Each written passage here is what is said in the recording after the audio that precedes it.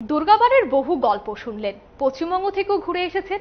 তবে জানেন কি রাজ্যেও এমন একটি বাড়ি রয়েছে যার সাথে প্রচুর ইতিহাস রয়েছে?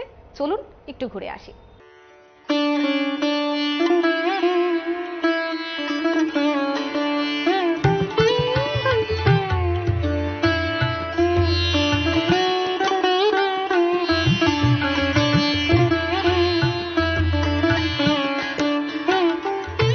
নিত্যানন্দ মহাপ্রভু মানে এতদিন আমরা জানতাম হয়তো নবদ্বীপ না হলে পুরীর জগন্নাথ ধাম, কিন্তু না, তার বাইরেও নিত্যানন্দ মহাপ্রভুর সুস্পষ্ট ছাপ রয়েছে। এবং তা কোথায়? তা হলো এই ত্রিপুরায়। এবং এই মুহূর্তে এই ত্রিপুরার যে প্রভু বাড়ি, সেই প্রভু বাড়ির প্রভুই এসেছিলেন, অর্থাৎ রাজবাড়ির প্রভু এসেছিলেন নবদ্বীপ থেকে। এবং তার হাত ধরে চলে আসছে আজকের এই পুজো।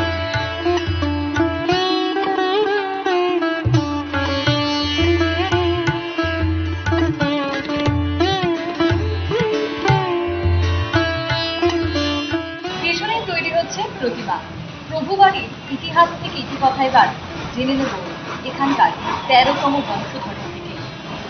এই প্রভুবাড়ির পুজো শুরু হলো ঠিক কবে? প্রভুবাড়ির পূজা শুরু হচ্ছে অনেক আগে থেকে, আমাদের বাড়ি থেকে।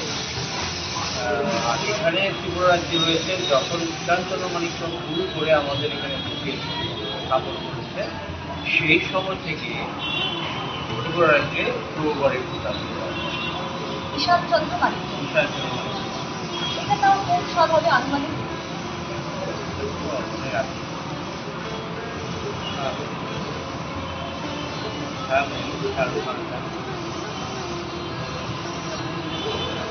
দুর্গাবাড়ির পুজো তো প্রায় 500 বছর চলছে। এই প্রভুবাড়ি আজ কত বছর হলো? 200 বছর। এবারে 200 বছরে পার হবে। এই প্রভুবাড়ির পুজোর বিশেষত্ব রয়েছে। প্রভুবাড়ির পুজো হচ্ছে সমস্ত বৈষ্ণব মত, একদম বৈষ্ণব মতে হচ্ছে বলি হয় না। এবং বিশেষ হচ্ছে আমাদের পুরাণ অনেকগুলি আছে, যেমন বলি ব্রহ্মবৈবর্ত পুরাণ, শিব পুরাণ, এরকম মৎস্য পুরাণে এখানে পুজো হয়ে থাকে। সেই এই পুজোর সাথে দুর্গাবাড়ির পুজোর কি কোনো মিল রয়েছে? মার পূজা তো মিল থাকবেই, মিল একটাতে অমিল। ওখানে হচ্ছে হয়তো কালিকা পুরাণের পড়ছে, আর এখানে মৎস্য পুরাণ। আর দুর্গার মধ্যে অমিল আছে। একবার মার মূর্তি দশাত থেকে মহারানী অজ্ঞান হয়ে যায়, সেই সময় থেকে মার 8টা হাত কোমরে থাকে আর 2টো হাত থাকে সামনে, আর আমাদের 10টা হাত। প্রভুবাড়ির বিসর্জনের ক্ষেত্রে যেটা প্রচলিত আছে, আগে এই মা যাবেন এবং তারপরে দুর্গাবাড়ির প্রতিমা যাবেন, কেন এই রীতি? এবার ঈশ্বরচন্দ্র মানিক্য আমাদের গুরু করে স্থাপন করে রাখবে, সেই সময় থেকে দুর্গাবাড়িটা হচ্ছে মহারাজের পুজো।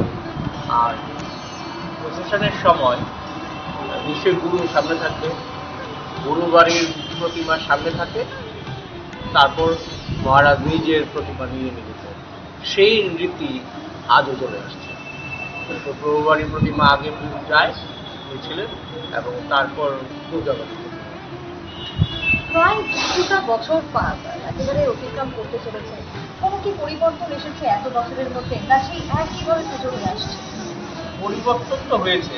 আগে যেমন হতো মার মূর্তি হতো, কাপড় গয়না সবই হতো মাটি, সবই মাটি। এখন কিছুটা আধুনিকতার ছোঁয়া লেগেছে, কাপড় আলাদা করে কাপড় পরানো হচ্ছে, গয়নাগাটি আলাদা করানো হচ্ছে। এখানে মায়ের ভোগের ক্ষেত্রেও কি কোনো বিশেষত্ব রয়েছে? এখানে ভোগ হচ্ছে 12 থালা ভোগ। 12 থালা ভোগ তাদেরকে অর্পণ করা হয় এই 12 মাকে। আর একটা হবে রাজভোগ, আর সবগুলি নর্মাল ভোগ। এই 12 থালা 11 থালা রাজভোগ আর একটা নর্মাল ভোগ, অন্য ভোগ ডেলি হবে। আর এই রাজভোগ আর নর্মাল ভোগের মধ্যে আলাদা আলাদা কি? না না, আলাদা কিছু না, একটু বেশি করে থাকতে হবে। আর দশমীর দিন মা বিদায়ের দিন দিন আমরা অন্নভোগ হবে না, সেদিন বাপের শ্বশুরবাড়ি যাবে তো বাবার বাড়ি থেকে, তাই পেট ঠিক রাখার জন্য কী করা হয়, চিড়ে গুড় দই কলা দিয়ে ভোগ দেওয়া হয়। এই ভোগের যেহেতু বৈষ্ণব মত, এখানে তো তাহলে কোনো বলি প্রথা নেই, না বলি হয় না, সম্পূর্ণ নিরামিষ। সম্পূর্ণ নিরামিষ, সম্পূর্ণ শাক্তমত হবে, শাক্তমতই হয় বলি, কিন্তু বৈষ্ণব মতে হয় বলি হবে না।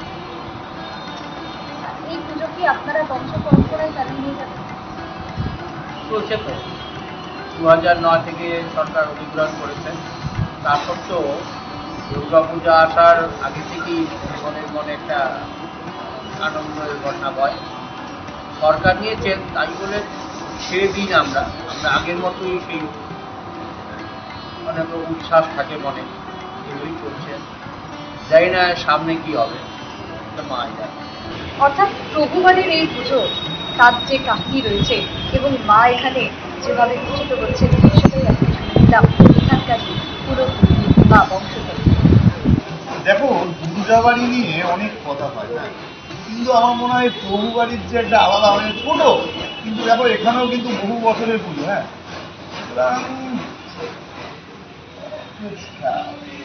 দেখো কেউ কারোর থেকে কিন্তু কম যায় না। আর দুর্গাবাড়ি যদি 500 বছর হয়, প্রভুবাড়ি কিন্তু 200 বছর।